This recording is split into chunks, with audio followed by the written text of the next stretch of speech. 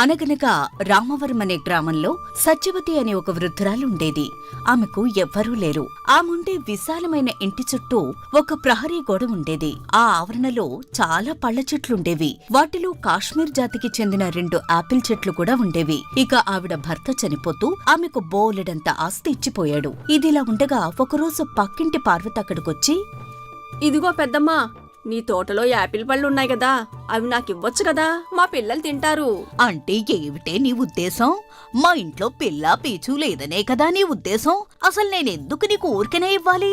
మా ఆయన ఇదంతా చాలా కష్టపడి సంపాదించి ఈ ఆస్తిని జాగ్రత్తగా చూసుకోమని నా చేతిలో పెట్టిపోయాడు. ఇక ఇందులో ఒక్క పైసా కూడా ఊరికే ఎవ్వరికీ ఇచ్చేది లేదు.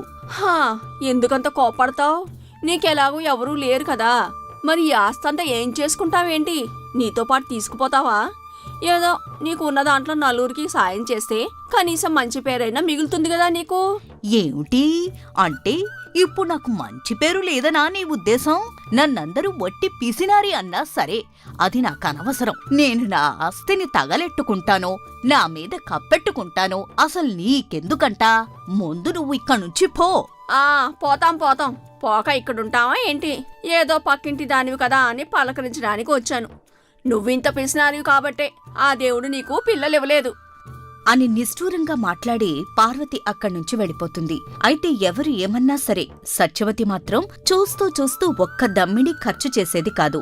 ఆమె తన కడుపుకింత తినేది కూడా కాదు.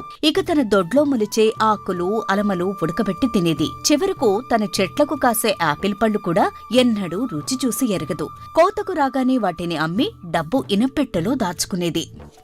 అమ్మయ్యా, ఈ పళ్ల చెట్ల వల్ల ఈ సంవత్సరం నేను మరింత సంపాదించగలిగాను. ఇక ఈ చెట్లను నేను జాగ్రత్తగా కాపాడుకోగలిగితే చాలు, ఇంట్లో ఉండే బోలెడంత సంపాదించొచ్చు. ఇక ఆవిడ పిసినారి కావటం చేత ఆమె ఇంటికి దగ్గరలో ఉండే సామాన్య కుటుంబాలకు చెందిన పిల్లల అల్లరికి ప్రహరీ గోడ దూకి తోటలోకి ప్రవేశిస్తే ముసలావిడ వాళ్లను తరిమేసేది. తన చెట్టుకు కాసే పళ్ళు కుళ్ళినా ఆమెకు అభ్యంతరం లేదు కాని చూస్తూ ఆ పిల్లలకు ఒక్క పండు కూడా ఇచ్చిన పాపాన పోయేది కాదు ఎన్నడూ. ఒరేయ్, ఆ ముసలిదాని ఇంటికి వెళ్ళొద్దు అని ఎన్నిసార్లు చెప్పాలి? ఆమె అంతా మంచిది కాదు. ఇక ఆమె పేరు ఉచ్చరిస్తే కుండలు బద్దలైపోతాయి. పొద్దునే లేచి ఆ మొహం చూస్తే ఆ రోజు మనకు తిండి కూడా దొరకదు. అంతటి పాపిష్టిది. ఇంకా ఎప్పుడూ అటువైపు వెళ్ళకండి. అలాగేనమ్మా, ఇంకెప్పుడు అలా చేయను అని తన కొడుకుని గట్టిగా మందలించేది పార్వతి. ఇక ఊరి గ్రామాధికారి కొడుకు సురేష్ రాజేష్కు స్నేహితుడు. వాళ్ళిద్దరూ కలిసి ఓ రోజు మాట్లాడుకుంటూ, ఒరే రాజేష్, ఆ సత్యవతి గారి ఇంట్లో యాపిల్ చెట్లు చూసావు కదా, ఒక్కసారి అవి నాకు తినాలనుందిరా. ఏటి, ఆ ముసలావిడ ఇంట్లోనా? అక్కడికి వెళ్ళటం కన్నా పట్నం వెళ్ళి పళ్ళు కొనుక్కు తెచ్చుకుని తినడం మేలురా బాబు. ఈసారి అక్కడికి వెళ్తే మా అమ్మ నా కాళ్ళు ఎరక్కొడతానని చెప్పింది.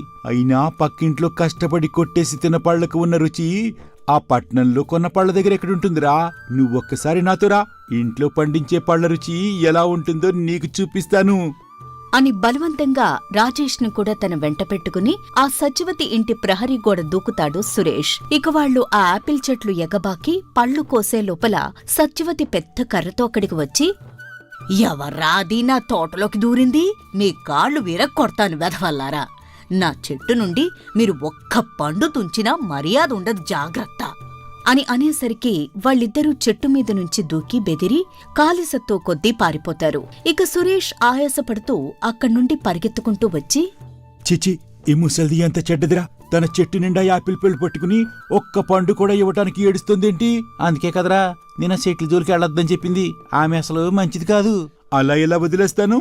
నేను ఈ ఊరి గ్రామాధికారి కొడుకుని. ఇక ఈ ముసల్దానికి ఎలాగైనా బుద్ధి చెప్పాలి నేను. సరే, నీ ఇష్టం. నువ్వా ఈ ఊళ్ళో ఉండవు, ఎక్కడో పట్టణంలో చదువుతూ హాస్టల్లో ఉంటున్నావు. ఏదో సెలవులకొని వచ్చావు, ఇంక త్వరలో సెలవులు అయిపోగాని వెళ్ళిపోతావు. ఇప్పుడు నువ్వు చేయకూడని పని ఏదైనా చేస్తే రేపటి నుండి ఈ ఊళ్ళో ఉండాల్సింది నేను. ఎంత ఇబ్బంది పడతానో ఆలోచించు ఒకసారి. నువ్వేం భయపడకు, నేను అలా ఏం చెయ్యనులే. ఏదో ఆ ముసలావిడ పిసినారితనం తగ్గించాలి అంటే ఏం చెయ్యాలా అని ఆలోచిస్తున్నాను. సరే, ఇక నేను రేపు తిరిగి పట్నం వెళ్ళిపోతున్నాను, మళ్ళీ కలుద్దాంలే అని చెప్పి మరోసారి సురేష్ తన చదువుల కోసం తిరిగి నగరం వెళ్ళిపోతాడు. అయితే ఆ ముసలావిడకు బుద్ధి చెప్పాలన్న ఆలోచన మాత్రం పోలేదు. ఇక సురేష్ ఉండే హాస్టల్ గదిలోనే అధీర్ అనే చురుకైన విద్యార్థి ఉండేవాడు. అతను సురేష్ కన్నా కొంచెం పెద్దవాడు. అతను ఒకరోజు సురేష్ ను చూసి, ఏంట్రా మీ ఊరెళ్ళొచ్చినప్పటి నుంచి ఎప్పుడు ఏదో ఆలోచిస్తూ ఉంటున్నావు? అసలు ఏం జరిగింది? ఏంటి నీ బాధ అని అడుగుతాడు విచారంగా ఉన్న సురేష్ ను చూసి. దానికి సురేష్ ఇలా అంటాడు, అబ్బే బాధ అలాంటిదేం లేదే. ఏంటి నా దగ్గరే దాస్తున్నావా? ఏదో ఉంది, నేను కనుక్కోలేననుకున్నావురా? నువ్వు అస్తమాను ఏదో ఆలోచిస్తున్నావు. నిన్ను బాధించే ఆ సమస్య ఏంటో చెప్తే దానికి ఏదో ఒక పరిష్కారం నేను చెప్తాను కదా. ఇంకా నీకు తెలుసు కదా మా నాన్నకు ఇంద్రజాలం గురించి తెలుసని. ఇప్పుడు నేను కూడా ఆ విద్య నేర్చుకుంటున్నాను. సో ఇప్పటికైనా చెప్పు నీ సమస్య ఏంటో అని అడుగుతాడు అధీర్. దాంతో సురేష్ కళ్ళు సంతోషంతో మెరుస్తాయి. ఎందుకంటే సత్యవతికి బుద్ధి వచ్చేటట్టు చేసే మార్గం అధీర్ చెప్పగలడు. వాడు తెలివైనవాడు. వాడిది పాతరసం లాంటి బుద్ధి. పైపెచ్చు వాడికి ఇంద్రజాలం కూడా తెలుసు. ఆ ఇంద్రజాలంతో వాడు సత్యవతిని బోల్తా కొట్టించవచ్చు అని అనుకుంటాడు సురేష్. మరేం లేదురా, మొన్న మా ఊరెళ్ళాను కదా, అక్కడ నాకొక సమస్య వచ్చింది. ఆ సమస్య పేరు సత్యవతి అంటాడు సురేష్. దాంతో అధీర్ కోపం తెచ్చుకుని, ఏంటి నీ వయసెంతా నువ్వు మాట్లాడేదేంటి? ఇక ఇప్పటినుంచి నీకు ఆడవాళ్ళ సమస్యలా అని అంటాడు అధీర్ సత్యవతి అనేది ఒక అమ్మాయి పేరుగా భావించి. అయ్యో ఆ సత్యవతి అమ్మాయి కాదు, చాలా పెద్దావిడ. ఆవిడకు మా అమ్మమ్మ వయసుంటుంది అంటాడు సురేష్. దాంతో అధీర్ విరగబడి నవ్వి, అవునా, మరా మాట ముందెందుకు చెప్పలేదు?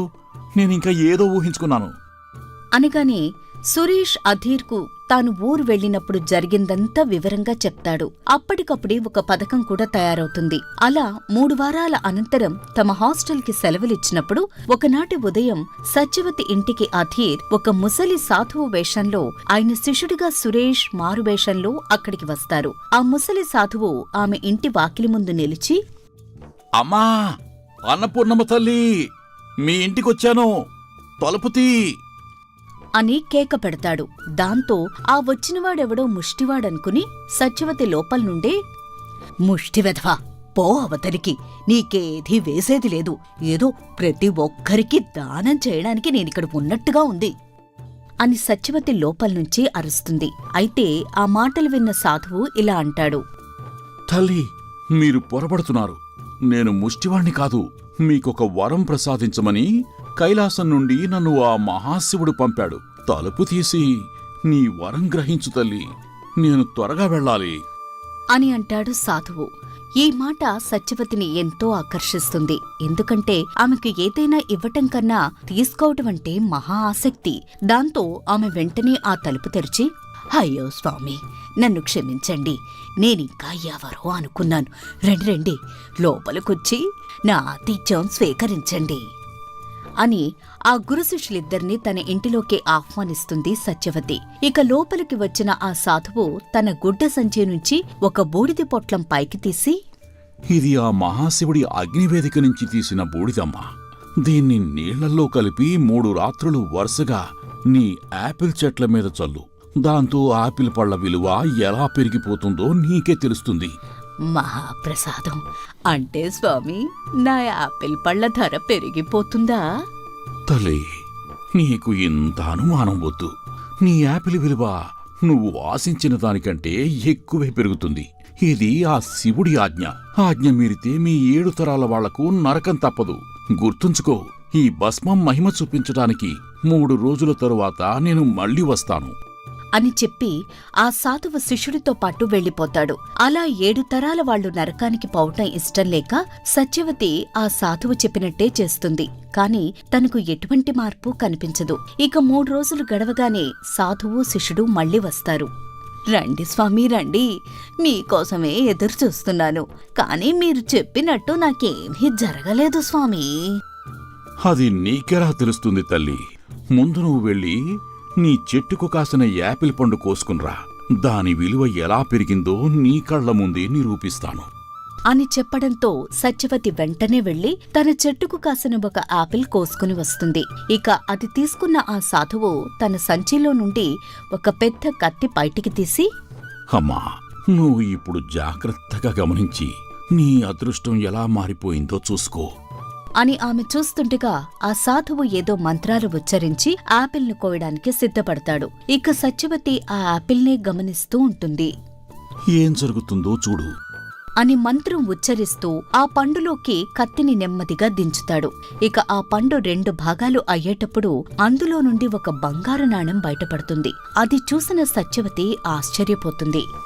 స్వామి, దీని విలువ పెరుగుతుంది అంటే ఏమిటో అనుకున్నాను. ఇలా ఈ పండులో ఏకంగా బంగారు నాణాలే ఉన్నాయా? నిజంగా ఆ దేవుడు నన్ను కరుణించడానికి మీ రూపంలో ఇక్కడికి పంపాడు. అప్పుడే ఏమైపోయింది తల్లి, వెళ్ళి మరో పండు కోసుకునిరా అని చెప్పడంతో సత్యవతి వెళ్లి మరొక ఆపిల్ పండు తెస్తుంది. దాన్ని కోసినప్పుడు కూడా అందులో నుండి ఒక బంగారు నాణెం కనపడుతుంది. అమ్మా, నువ్వు అదృష్టవంతురాలివి. ఇప్పుడిక ఏమీ చెయ్యకు. యాపిల్ పళ్ళన్నిటినీ గదిలోకి చేర్చు. రాత్రిపూట గదిని పూర్తిగా చీకటి చేసి పళ్ళన్నింటినీ 2గా కోస్తూ పో. బంగారు నాణాలు పోగు చేసే పని మాత్రం పెట్టుకోకు. నేను చెప్పే మంత్రం మాత్రం శుద్ధంగా ఉచ్చరించాలి. అయితే మంత్రంలో ఏమాత్రం తేడా వచ్చినా ఫలితం మాత్రం తలకిందులవుతుంది. ఈ మాట గుర్తుంచుకో. అలాగే స్వామి, తప్పకుండా మీరు చెప్పినట్టే చేస్తాను. ఇక నేను వెళ్ళొస్తాను తల్లి. అయితే ఈ బంగారు నాణాలు 2 మాత్రం ఆ దేవుడి నివేదనకు నేను తీసుకువెళ్తాను. ఇక మిగతావన్నీ నీకే. సుఖీ భవ, సుఖీ భవ అంటూ ఆ సాధువు వెళ్ళిపోతాడు. సత్యవతికి తాను చూసిన అద్భుతంపై పూర్తి విశ్వాసం కుదురుతుంది. ఇక ఇప్పుడే నా చెట్లకు ఉన్న పళ్ళన్నీ కోయించి ఈ రోజు రాత్రికే ఆ స్వామి చెప్పినట్టు అన్ని పళ్లను చీకట్లో కోసి తెల్లారేసరికల్లా వాటిలో ఉన్న బంగారు నాణాలన్నీ తీసుకుంటాను అని అనుకుని ఆమె వెంటనే ఆ ఆపిల్ పళ్ళన్నింటినీ కోయించి తెల్లవారులో కటిక చీకట్లో కూర్చుని వాటన్నింటినీ కత్తితో 2గా కోస్తుంది. అయితే తెల్లవారేసరికి ఆమెకు పూర్తిగా ఆశాభంగం కలుగుతుంది. ఆపిల్ పళ్ళన్నీ పాడైపోయే తప్ప వాటిలో నలుసంత బంగారం కూడా కనిపించదు. అయ్యో అయ్యో, ఏమిటిలా జరిగింది? మొత్తం పళ్ళన్నీ కోసేశాను కూడా. అంటే ఆ స్వామి చెప్పినట్టు నేను ఆ మంత్రం సరిగా ఉచ్చరించలేదనుకుంటా. అసలే ఆ మంత్రం నా నోరు తిరిగేటట్టు కూడా లేదు. ఇక ఇప్పుడు ఈ పళ్ళన్నీ ఏం చెయ్యాలి? వీటిని అసలు ఎవరు కొంటారు అని అనుకుంటూ చాలా దిగులుగా కూర్చుంటుంది సత్యవతి. ఇంతలో ఆ గ్రామంలో ఉండే పిల్లలు ఆమెకు గుర్తొస్తారు. ఇప్పుడీ పళ్ళన్నీ నాకెలాగో పనికిరావు. ఇక ఇక్కడే ఉంచితే కుళ్ళిపోతాయి కూడా. ఇక అలా అని వీటిని శుభ్రం చేసే ఓపిక కూడా నాకు లేదు.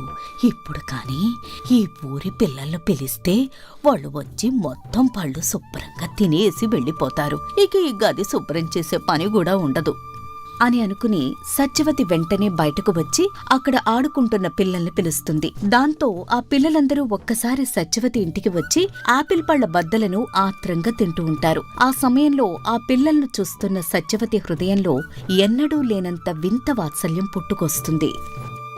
ఏమిటి నా మనసు ఈరోజు ఇంత సంతోషంగా ఉంది? ఈ పిల్లలు తింటుంటే అచ్చం నా మనవలు వచ్చి తింటున్నట్టుగా ఉంది. పోనీలే, ఆ దేవుడు నాకున్న లోటును ఇలా తీర్చాడనుకుంటా.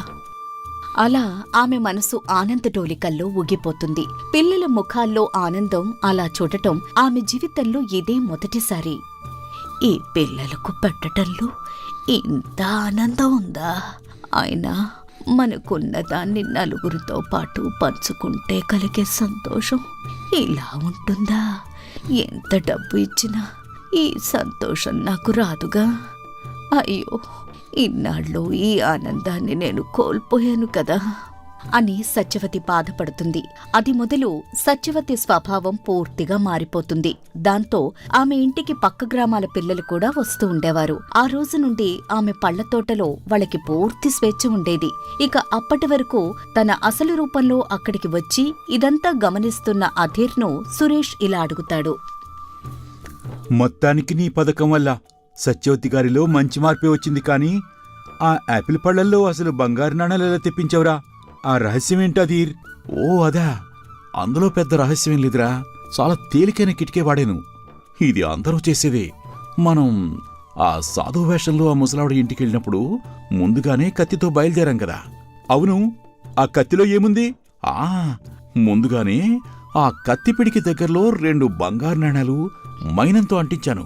ఇక యాపిల్ పళ్ళు కోసేటప్పుడు నాణాలు అంటించిన పక్క ఆమెకు కనపడకుండా పట్టుకుని కత్తిమొన పండులోకి గుచ్చి నొక్కుతూ జాగ్రత్తగా ఆ నాణాన్ని కత్తి నుంచి ఊడదీసి ఆ పండు చీలికలో తోసేశాను. అలా నాణం ఆ పండులో నుండే వచ్చినట్టుగా ఆమెను భ్రమింపజేశాను. ఇప్పుడు నీకు అర్థమైందనుకుంటాను. అర్థమైందిరా. మొత్తానికి నీ ఇంద్రజాల విద్యతో సత్యవతి గారిలో ఒక మంచి మార్పు తీసుకొచ్చావు. ఇక మనం వచ్చిన పని అయిపోయింది. ఇక పద, నగరం వెళ్ళిపోదాం అని వాళ్ళు అక్కడ్నుండి వెళ్ళిపోతారు. ఇక ఆ రోజు నుండి సత్యవతి మరో 10 ఏళ్లు బతుకుతుంది. ఆ 10 ఏళ్లలోనూ ఆమె తన ధనాన్ని దానం కోసం, ప్రత్యేకించి పిల్లల కోసం ధారాళంగా ఖర్చు చేస్తుంది.